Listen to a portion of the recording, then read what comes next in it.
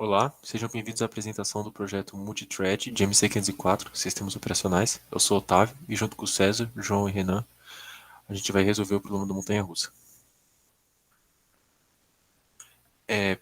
Primeiramente, o problema suponha um parque de diversão que tem uma montanha-russa. E para andar nessa montanha-russa, existem N passageiros esperando. O trem tem capacidade para ser lugares que é menor que o número de passageiros. E a gente não pode fazer a montanha-russa sair do trilho sem lotar o trem inteiro, que não é um problema, já que tem mais passageiros do que o número de lugares no trem. Além disso, a montanha-russa anda um número máximo de K voltas em um dia. Aqui a gente fez alguns detalhes adicionais para buscar deixar o problema mais próximo da realidade. Então, os passageiros solicitam embarque e desembarque da montanha-russa. O trem tem 3 estados: embarque, andando e desembarque. Além disso, não tem como o passageiro embarcar enquanto o trem não sinalizar que está podendo embarcar, e não tem como o trem partir sem que todos os passageiros tenham embarcado. Não somente, o passageiro não pode desembarcar enquanto o trem não permitir o desembarque, igual no mundo real. Bom, para realizar o projeto, nosso grupo tomou algumas decisões que impactaram diretamente a implementação. Entre elas, não queríamos depender de bibliotecas externas, como Anycurses, para fazer a animação. Por isso optamos por uma animação estilo ASCII mais simples. E como decidimos não utilizar o Anycurses, criamos nosso sistema de renderização baseado em buffers. Por fim, como a descrição original do problema deixava alguns pontos do funcionamento pouco especificados, adicionamos o contexto do parque abrir para realizar um número fixo de voltas e fechar depois. Em relação à implementação, o problema é modelado com cada um dos passageiros como uma thread, e com uma thread para a montanha-russa.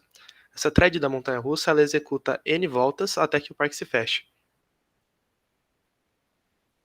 De forma mais específica, utilizamos 7 semáforos para a sincronização das threads. Mutex 1 e Mutex 2 são semáforos que são utilizados como lock, para controlar acesso às variáveis borders e unborders, que controlam o número de passageiros na montanha-russa. Board Queue e Unboard Queue são semáforos que sinalizam o início do embarque e desembarque dos passageiros na montanha-russa. Por fim, All Aboard e All Ashore são utilizados para enviar o sinal de que todos os passageiros embarcaram ou desembarcaram, e assim pode-se iniciar respectivamente o passeio ou a chamada para o próximo passeio. Agora vamos falar sobre o funcionamento das threads, a começar pela thread do carro. A thread do carro, ela fica em loop até que uma condição de parada seja atingida, que no caso é o número de voltas que o trem completa ser igual a N runs, que é um número que a gente define com o número de voltas que a montanha-russa dá. Inicialmente, ela vai postar que o embarque iniciou e a gente vai esperar que os C passageiros estejam a bordo. Em seguida, a gente pode iniciar o passeio. Então a gente roda a animação da montanha-russa até que o trem complete uma volta na tela. Quando ele volta à posição inicial, a gente sabe que ele completou uma volta e, portanto, ele deve sinalizar que o embarque iniciou.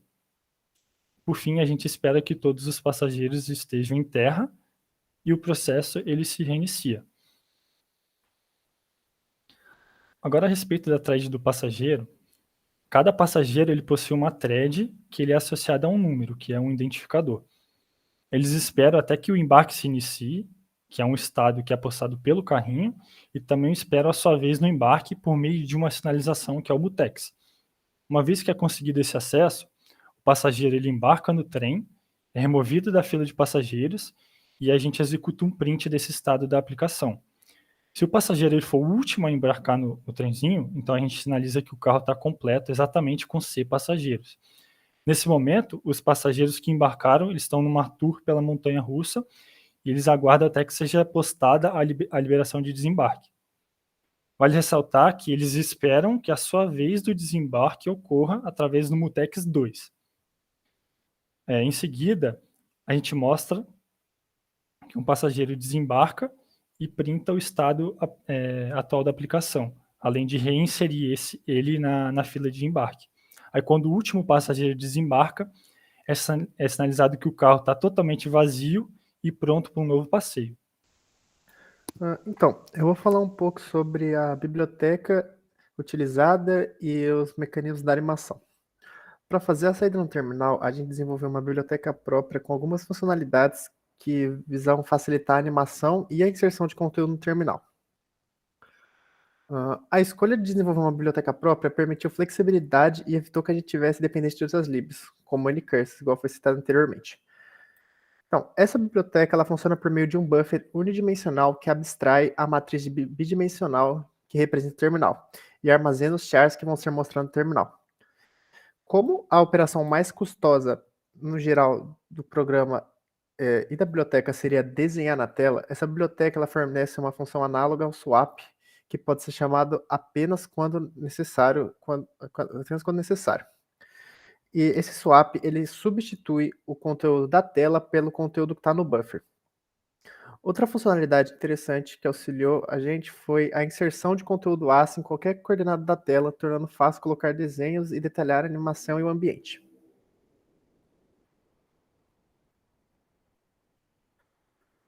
Tendo a biblioteca implementada e com o problema já resolvido, a gente só teve que juntar as duas partes.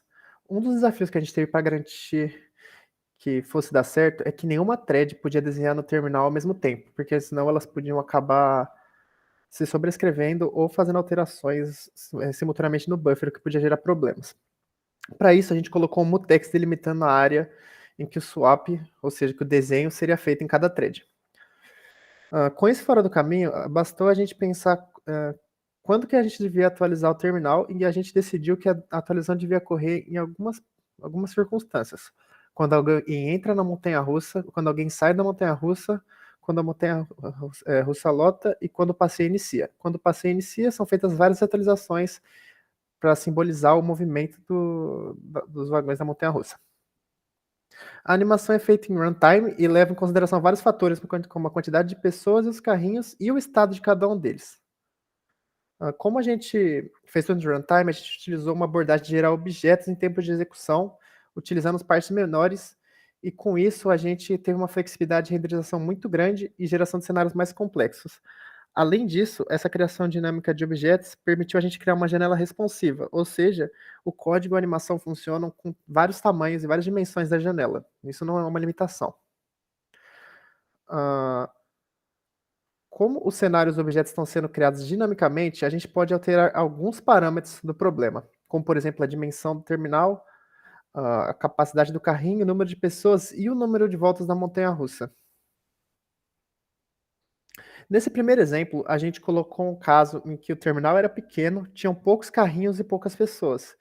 E o programa se comportou muito bem, ele fez a renderização sem nenhum problema e o programa executa naturalmente.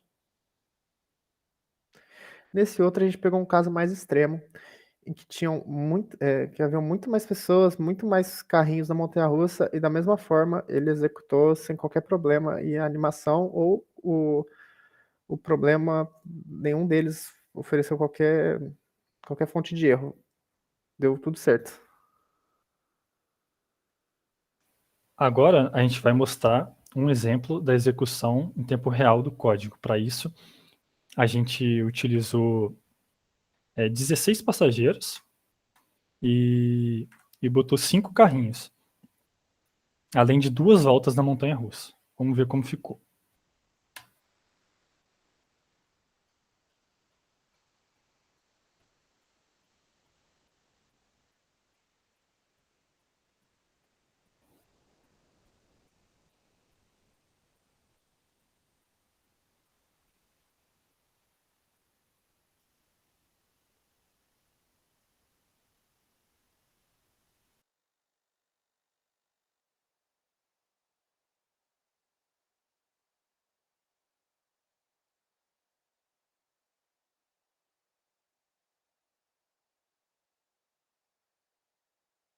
Bom, esse foi o nosso projeto multithread. Espero que vocês tenham gostado e muito obrigado pela atenção.